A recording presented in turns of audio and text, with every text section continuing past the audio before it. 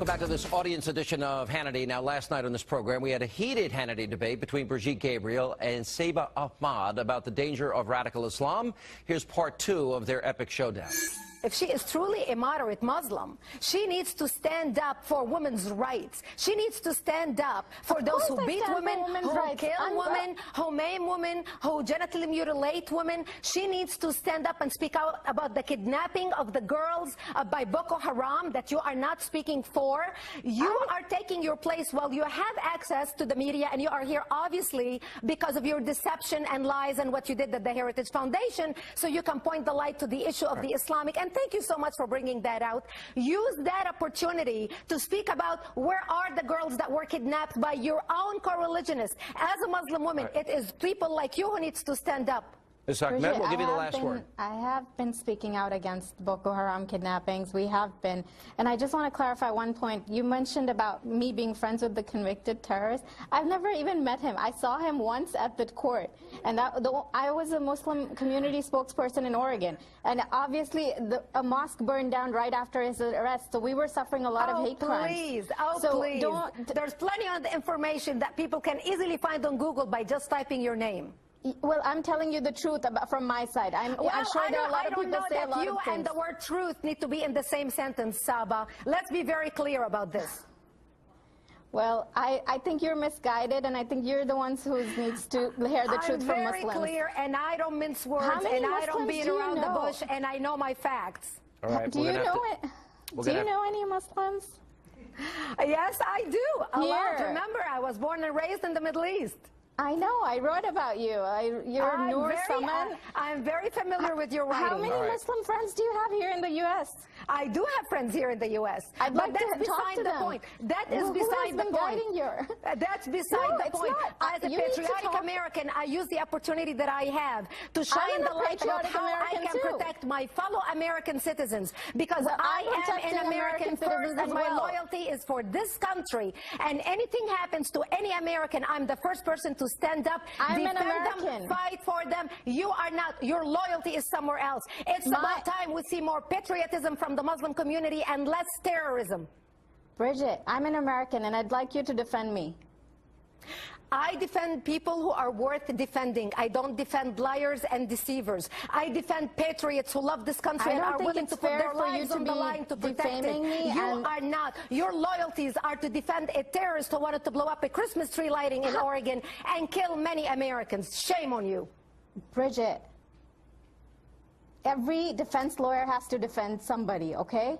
I don't think you've studied criminal law too well. You are an activist. You are far more than just a defense lawyer. You are an activist with shady national security and shady character. Let's take the gloves off and speak the truth, Saba. This time, you're dealing with Brigitte Gabriel. You're not dealing with somebody timid that you can manipulate and talk over. Not this time, Saba. People like you need to be put in their place. This is America. We love our country, and we will fight for our country and protect her from people exactly like you, and expose people exactly like you.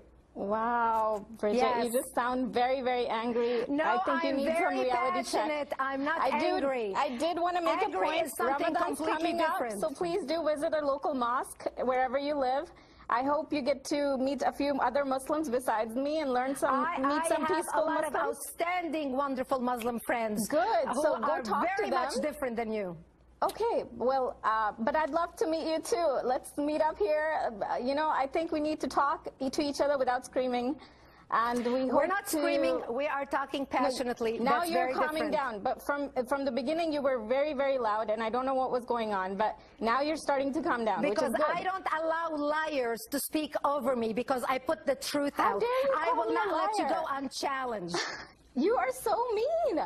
Did someone ever tell you? Children? I'm a terrorism analyst, darling. I debate you. You're a lawyer. Meanness has nothing to do with logic. We're having a logical, factual conversation. So let's leave the little girl play that you're trying to pull aside.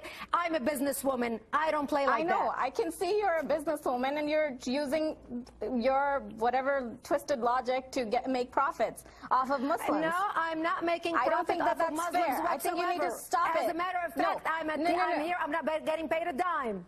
I feel privileged. I have the opportunity to set the record straight when there are liars like you trying to put the lies out. Bridget, a lot of lives have been lost since 9/11 because of these fear tactics. No, we need to a lot stop of lives were lost. I'm so sick and tired of because of people like you who are not standing up to the radicals and stopping them in their tracks. You're not standing up. You are defending a convicted terrorist. You socialize with them. Don't play games, Saba. We are on national television. It's about time the Muslim community stands up, stop the lies, stop the political correctness, we need to stop and start calling a spade a spade. And that's why I want you to get your facts straight. I'm telling you exactly what are very straight. All right, guys, we're gonna have to leave it there. Thank you both for being with us. Appreciate it. And coming up, while all eyes are on the terrorist takeover of Iraq, should we be worried here at home? Coming up next, details on a chilling threat made by the leader of ISIS, directed at the residents of New York City. How should America respond? We'll check in with our studio audience next. They'll react to that and much more as our Hannity investigation, Radical Muslims on the March, continues.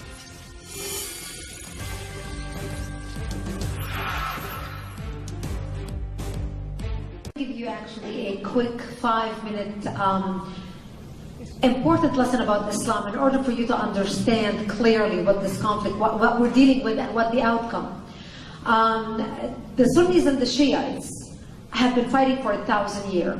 The Shiites are the descendants of Prophet Muhammad, and they believe they are the rightful heirs to lead the Islamic world because they are the blood relatives of Muhammad. The Sunnis were the advisors of Muhammad who do not come from his bloodline, but because they feel they were more qualified to lead the Islamic Ummah after Prophet Muhammad died, that's why they led. And this is why you see this rift between the two of them. But in order for you to understand a little bit about, and I'm going to stand up so you all can see me about this, this is very important. I'm going to give you a little bit of history about Islam. Islam, Prophet Muhammad got his revelation in the early 600s from the angel Gabriel, who told him that he was supposed to be the last of the prophet.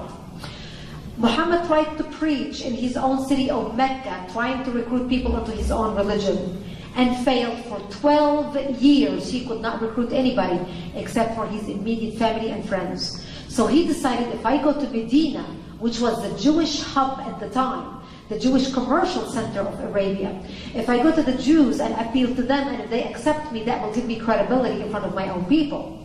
So Prophet Muhammad, to make his religion more palpable to the Jews, borrowed a lot from the Old Testament, from the Bible.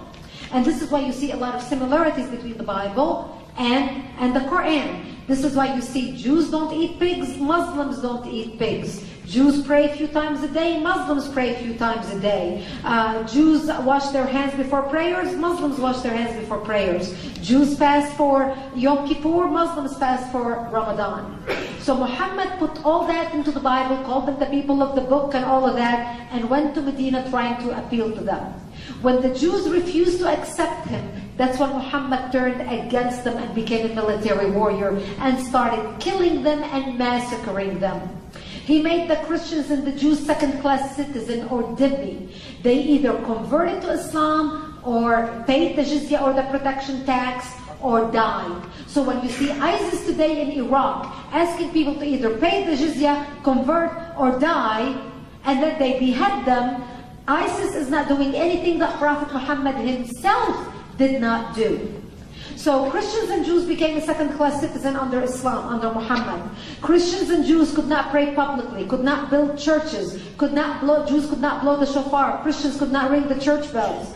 And they started conquering and went all the way into Jerusalem. By 1090, the Pope in Rome told the Christians, how could you sit idly by and see what's happening to your brethren in Jerusalem? That's why the Crusaders were launched. The Crusaders were launched to liberate Jerusalem. They were able to go liberate Jerusalem for less than 100 years before Salah ad-Din al-Ayyubi captured the city back, Saladin.